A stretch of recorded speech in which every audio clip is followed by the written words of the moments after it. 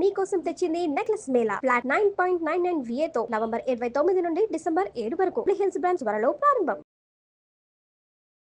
Suman TV ప్రేక్షకులకు నమస్కారం. ప్రస్తుతం మనతో పాటు ఉన్నారు సుప్రసిద్ధ జ్యోతిష వాస్తు పండితులు బ్రహ్మశ్రీ డాక్టర్ నాయకంటి మల్లికార్జున్ శర్మ గారు. వారితో మాట్లాడదాం. సో ఈ డిసెంబర్ నెలలో 12 రాసుల వారి రాశి ఫలాలు ఎలా ఉండబోతున్నాయో వారి ద్వారా తెలుసుకుందాం. గురుగారు నమస్కారం. డిసెంబర్ నెలలో కన్యా రాశి వారి రాశి ఫలాలు ఎలా ఉండబోతున్నాయి గురుగారు? మరి తప్పకుండా అమ్మా. ఓం శ్రీ గురుభ్యో నమః. ఓం శ్రీ మాత్రే నమః. కన్యా రాశి రాశ్యాధిపతి బుధుడు.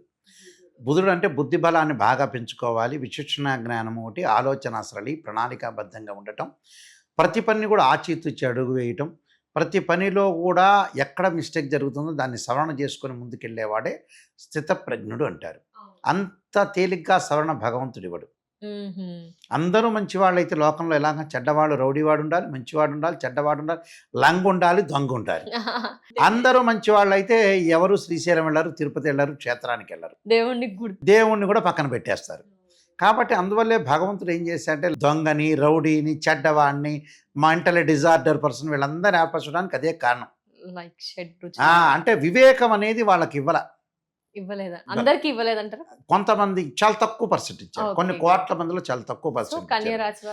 ఎందుకంటే ఇప్పుడు నేను చెబుతున్నా చూడండి, ఇవన్నీ నేను అనుసరిస్తాను. ఉదాహరణకి నేను చెప్పడమే కాదు, నేను డబ్బు నాకు 100 రూపాయలు ఉందంటే నేను దేనికి ఖర్చు చేయాలి దానికే ఖర్చు చేస్తాను. ఉదాహరణకి అంటే నాకు భగవంతుడు విచక్షణ జ్ఞానం ఇచ్చాడు. డైరెక్ట్ నేను చెబుతున్నా, నా దగ్గర 1,00,000 రూపాయలు ఉంటే నేను ఏం చేస్తాను తెలుసా అండి? మా అబ్బాయి చదువు గురించి ఆలోచన చేస్తాను. నేను ఘనంగా ఏం పెద్దగా పెళ్లి చేయను. నేను జాతకాలు చూసుకుంటా, మంచి మ్యారేజ్ బ్యూరో చూసుకుంటా, డాక్టర్ని చూసుకుంటా. వెయిట్లకు ప్రాధాన్యత ఇవ్వాలో దానికి ఇస్తా. నేనే సెల్ ఫోన్ కొనుక్కోను. టీవీ మా ఇంట్లో ప్రస్తుతం లేదు, టీవీ అసలు చూడడం మేము పెద్దగా. అంటే దేనికి ప్రయారిటీ ఇవ్వాలో డాక్టర్ గారు అనుకున్న డాక్టర్ గారికి ఖచ్చితంగా ప్రయారిటీ ఇస్తాను నేను. సరే, మంచి చెడు డాక్టర్లు ఉండొచ్చు, మంచి చెడ్డ ఆస్ట్రాలజర్స్ ఉండొచ్చు, రకరకాలు ఉండొచ్చు. ప్రవచనాలు చెప్పడమే కాదు, నేను ఆచరిస్తాను. చాలామంది ప్రవచనకర్తలు ఆచరించచ్చు, మేము ఆచరించే విధానం ఉంటుంది. సరే, వాళ్ళు తిండి తినచ్చు, భోజనం చేయొచ్చు. ప్రతి వాళ్ళు మంచి ఇడ్లీ తినచ్చు, సాంబార్ ఇడ్లీ తినచ్చు, పూరి తినచ్చు, భోజనం తినచ్చు, మంచి సినిమా చూడవచ్చు. ఎంటర్టైన్మెంట్ అనేది ఇంపార్టెంట్ మానసికంగా. కానీ డబ్బు దేనికి ఖర్చు పెట్టాలో దానికి ఖర్చు పెట్టాలి. డబ్బు దేనికి ఖర్చు పెట్టాలి? 4 విషయాలకు మాత్రమే ఖర్చు పెట్టాలి. ఇప్పుడు ఒక ముహూర్తం గురించి ఉందంటే ముహూర్తం ప్రాధాన్యత ఇవ్వాలి. అమ్మాయి పెళ్లి చేసేటప్పుడు మంచి బ్రాహ్మడు, మంచి భజంత్రి, ఫంక్షన్ హాల్ పెద్ద లేకపోయినా పర్లేదు, అన్నవరంలో పెళ్లి చేసినా, శ్రీశైలంలో చేసినా మంచిది. ఎక్కడ సమయానికి ముహూర్తం కరెక్ట్ ఉండాలి. అదొకటి. జాతకాలు మంచిగా చూపించుకోవటం, ఏదన్నా ఉంటే దానికి దోషాలు రెమెడీ చేసుకోవటం. ఆరోగ్యం బాగాలేకపోతే డాక్టర్ని కన్సల్ట్ చేయటం. ఎవరిని తిట్టకూడదు, అరవకూడదు, కొట్టకూడదు, ఎవరిని అనకూడదు. ఒకవేళ కారు గుద్దినా, నా కారు గుద్దినా సారీ సార్ అని చెబుతా. ఒకవేళ నా కారు నేను గుద్దినా నా తప్పని నేను మిస్టేక్ అనే ఒప్పుకుంటా. ఒప్పుకునే వాళ్ళు ఎంతమంది ఉంటారు? మళ్ళీ మీదికే తిరిగి అంటాడు. ఇలాంటివన్నీ కూడా చాలా ఉంటాయండి. బుద్ధితో ఏర్పడే బలాలు ఇవన్నీ. నిజం చెప్పాలంటే అంటే ప్రస్తుత సమాజంలో అలా బతకగలుగుతామా సార్? బతకగలుగుతాం. ఎందుకు బతకలేం? వాడు తప్పు చెప్పినప్పుడు తప్పు అంటే, ఇప్పుడు కొన్ని వాళ్ళ పర్సనల్ మ్యాటర్స్ పక్కన పెట్టండి. వాడు డ్రింక్ చేశాడా అనేది పక్కన, వాడి యావిగేషన్, అది దాని విషయం వేరు. ఇప్పుడు భార్యాభర్తల యొక్క మంచిగా ఉండాలి, స్నేహితులతో మంచిగా ఉండాలి, అందరితో మంచిగా ఉండాలి. డబ్బు సంపాదించడం తప్పులేదు, డబ్బు అనేది అవసరం, నెససరీ. కానీ మోసం చేసి సంపాదించవచ్చు, చీటింగ్ చేసి వ్యాపార పరంగా సంపాదించవచ్చు, బిజినెస్ చేసుకోవచ్చు, డబ్బు చీటింగ్ చేయకూడదు, మోసం చేయకూడదు. అది కర్మ సిద్ధాంతం. అదే ఎన్నిసార్లు తిరుపతికి వెళ్ళినా కర్మ సిద్ధాంతమే ఉంటుంది. మనం 100 సార్లు తిరుపతికి వెళ్ళాము, పర్వాలేదులేంటే ఒకరిని మర్డర్ చేసామని చెప్పి వాడిని చీటింగ్ చేస్తే పైన ఎముడు చూస్తుంటాడు. ఆయన వెంకటేశ్వర స్వామి దగ్గరికి వెళ్ళాడు 25 సార్లు, ఓకే. ఈయన ఎవరిని చీటింగ్ చేశాడు, ఎంసెట్లో మైనస్ మార్కు లాగా తీసేస్తాడు భగవంతుడు. ఎంబటే శివుడు ఎంబటే స్టాంప్ వేస్తాడు అక్కడ పైన. అలా ఉంటుంది.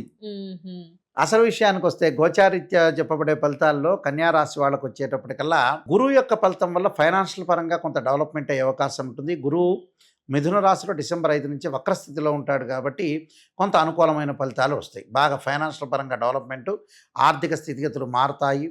ఇళ్ళు, భూములు కొనుగోలు చేసే అవకాశాలు ఎక్కువ ఉంటాయి. విద్యార్థులకు కూడా అనుకూలమైన కాలం ఉంటుంది, మంచి జరిగే అవకాశాలు ఎక్కువ ఉంటాయి. స్త్రీలు కూడా ఉన్నతమైన అభిప్రాయాలు, ఉద్యోగ వ్యాపార రంగాల్లో విశేషమైన కృషి చేస్తారు. అలానే శని మీనరాశిలో వక్రస్థితిలో ఉండటం వల్ల ధనధాన్య వృద్ధి కలగటం ఒకటి. వ్యాపారం, నూతన వ్యాపారాలు చేసుకోవచ్చు, చక్కగా నూతన ఉద్యోగాలు చేసుకోవచ్చు. ఉద్యోగంలో ప్రమోషన్లు, స్థానచలనాలు జరిగే అవకాశాలు ఎక్కువగా ఉంటాయి. అలానే ఇక్కడ మిగతా గ్రహాల యొక్క ప్రభావాన్ని, శుక్రగ్రహం యొక్క ప్రభావాన్ని చూస్తే వివాహ శుభ కార్యక్రమాలన్నీ కూడా పోస్ట్ పోన్ అయ్యే అవకాశాలు ఎక్కువ ఉంటాయి. ముందుకెళ్ళవు. శుభ కార్యక్రమాలు నిర్వహించలేకపోవటం, కొంత ఆందోళన, మానసికంగా ఒత్తిడి పడే అవకాశాలు ఎక్కువ ఉంటాయి. కుజుడి యొక్క ప్రభావం రియల్ ఎస్టేట్, కన్స్ట్రక్షను, మెడికల్ ఇలాంటి వాటి వల్ల పిత్రార్జితం బాగా కలిసి రావటం, కోర్టు సమస్యల పరిష్కారం జరిగే అవకాశాలు ఎక్కువ ఉంటాయి.